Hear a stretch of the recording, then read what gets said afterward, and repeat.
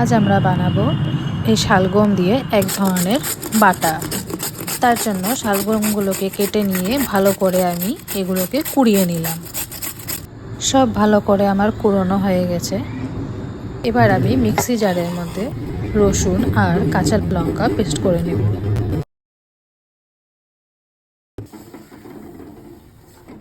কড়াইয়ে তেল দিয়ে গরম হয়ে গেলে এর মধ্যে দিয়ে নেব কাঁচা লঙ্কা ও রসুনের পেস্টটি।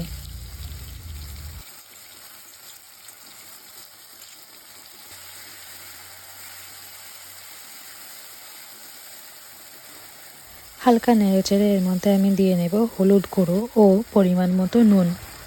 আপনারা চাইলে এর মধ্যে কিছুটা কাশ্মীরি লঙ্কার গুঁড়ো অ্যাড করতে পারেন, যেহেতু এটি খেতে একটু মিষ্টি লাগে তাই আপনারা চাইলে কিছুটা ঝালও দিয়ে নিতে পারেন।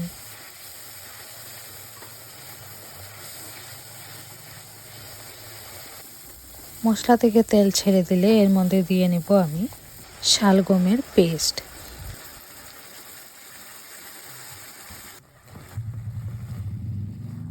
কিছুক্ষণ এটিকে নাড়াচাড়া করে নিতে হবে যতক্ষণ এটির থেকে জলটা না শুকিয়ে যায়।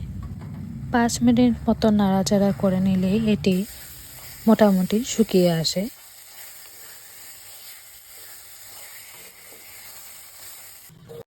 দেখুন আমাদের শালগম বাটা তৈরি হয়ে গেছে।